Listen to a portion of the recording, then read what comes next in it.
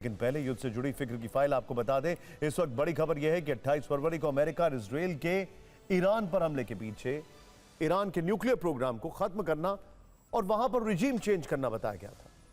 लेकिन अब कहानी तेजी से बदल रही है।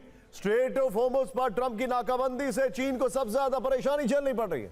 खाड़ी में उसके व्यापार पर असर पड़ रहा है। तो क्या यह चीन को घेरने के लिए अमेरिका की एक रणनीति है? होर्मुज़ में नाकाबंदी करके ट्रंप ने चीन की मजबूत अर्थव्यवस्था के लिए नई परेशानी खड़ी कर दी है। चीन की आर्थिक चिंताएं कई गुना बढ़ा दी हैं और बीजिंग आग बबूला है। वो इस कदर नाराज है कि किसी भी दिन महासागर में दो महाशक्तियों की टक्कर की संभावना बनती जा रही है। इसके 2 दिन से लगातार संकेत मिल रहे हैं।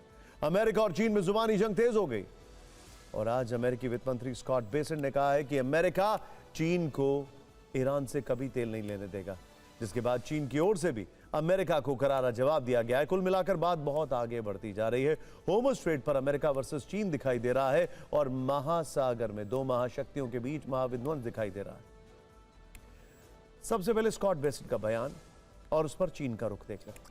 स्कॉट बेसेंट ने होर्मुज़ में नाकाबंदी के 2 दिन बाद कहा कि चीनी अपना तेल नहीं ले पाएंगे।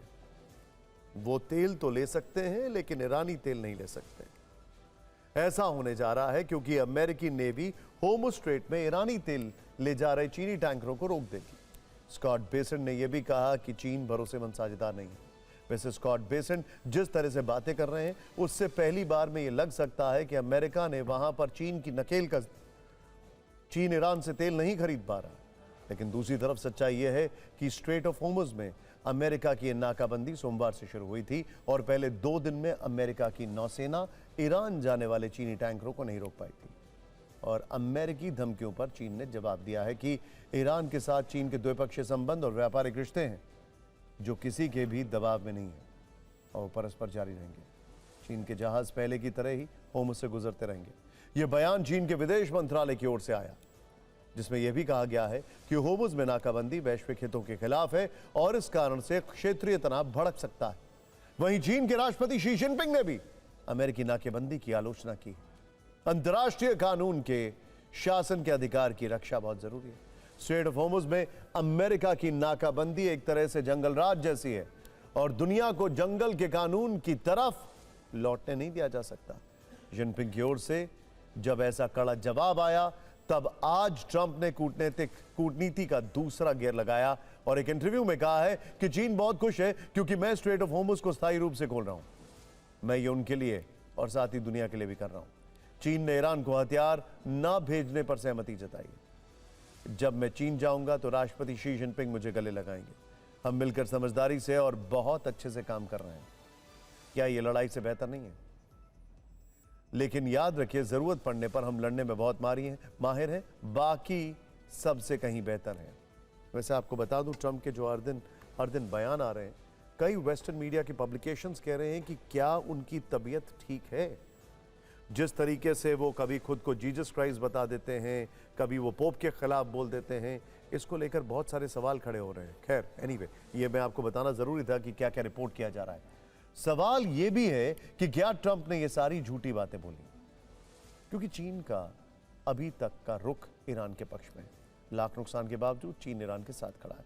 उसने अभी तक होर्मुज़ पर अमेरिका को खरी खोटी ही सुनाई है और ट्रंप के बारे में जग जाहिर है कि झूठे दावे करने में वो वर्ल्ड चैंपियन है। जानकार कह रहे हैं कि होर्मुज़ में अमेरिका की नाकाबंदी चीन पर टारगेट है। चीन की इकोनॉमी को डेंट करने के लिए ही यूएस के 2 गाइडेड मिसाइल डिस्ट्रॉयर तैनात किए गए। एक डिस्ट्रॉयर पर 300 से ज्यादा नेवी के जवान तैनात हैं। होर्मुज़ की नाकाबंदी के लिए कुल 10,000 अमेरिकी सैनिकों की तैनाती की गई है। होर्मुज़ में नाकाबंदी को सफल बनाने के लिए अमेरिका ने 16 से अधिक वॉरशिप भेजे हैं। इसके अलावा 3 एयरक्राफ्ट कैरियर भी वहां जहाजों की निगरानी में लगाए गए हैं। इसके अलावा 100 से अधिक फाइटर जेट भी होर्मुज़ के आसमान में 24 घंटे उड़ान भर रहे हैं। सबका मकसद ईरान जाने वाले जहाजों की कड़ी जांच करना है। लेकिन अगर यह प्लान चीनी सेंट्रिक है तो यह अमेरिका को भारी पड़ सकता है, क्योंकि जानकार यह भी कह रहे हैं कि चीन के कमर्शियल जहाजों के साथ उसके युद्धपोत भी होर्मुज़ के करीब हैं और वो अमेरिका के किसी भी ऑपरेशन का मुंह तोड़ जवाब दे सकते हैं। चीन ने इसी से जुड़ा एक वीडियो ट्रेलर भी दिखाया है। जिसके बड़े मायने निकाले जा रहे हैं। होर्मुज़ पर अमेरिका चीन में बढ़ते टकराव के बीच चीन ने एक वॉर वीडियो जारी किया है, जिसे अमेरिका को चेतावनी के तौर पर देखा जा रहा है, क्योंकि ये वॉर ड्रिल पहले से तय नहीं थी, आधी रात को की गई। इसमें एयरक्राफ्ट, सबमरीन, मिसाइल की ताकत पर की गई। चीन की वॉर ड्रिल महासागर के युद्ध पर आधारित बताई जा रही है। कहा जा रहा है कि जरूरत पड़ी तो चीन होर्मुज़ को लेकर अमेरिका से दो हाथ करने में भी पीछे नहीं हटेगा। ऐसा इसलिए है क्योंकि दुनिया का लगभग 20% तेल और गैस इसी रास्ते से गुजरता है।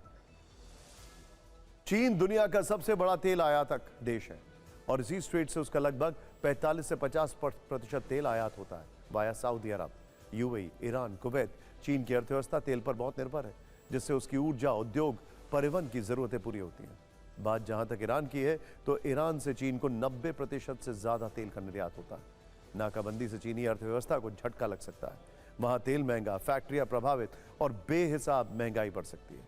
चीन इसी कारण से होर्मुज़ की नाकाबंदी को लेकर बौखलाया हुआ है। चीन इस नाकाबंदी को तोड़ने के लिए हर हद को पार कर सकता है। हमारे जितने भी दर्शक हैं, मेरा आप सभी से एक सवाल है और इस सवाल का जवाब आप हमें फेसबुक, इंस्टाग्राम, ट्विटर, यूट्यूब, आप एक्स हैंडल TV9 भारतवर्ष को सब्सक्राइब करें, फॉलो करें और उस पर जवाब दें। मेरा सवाल यह है कि क्या प्रेसिडेंट ट्रंप अपने चीन दौरे से पहले ईरान के बहाने अपनी शक्ति का प्रदर्शन कर रहे हैं चीन को? मैं फिर से रिपीट कर रहा हूं, क्या प्रेसिडेंट ट्रंप अपने चीन दौरे से पहले ईरान के बहाने अपनी शक्ति का प्रदर्शन कर रहे हैं चीन को? हां या ना, इसका जवाब दीजिए।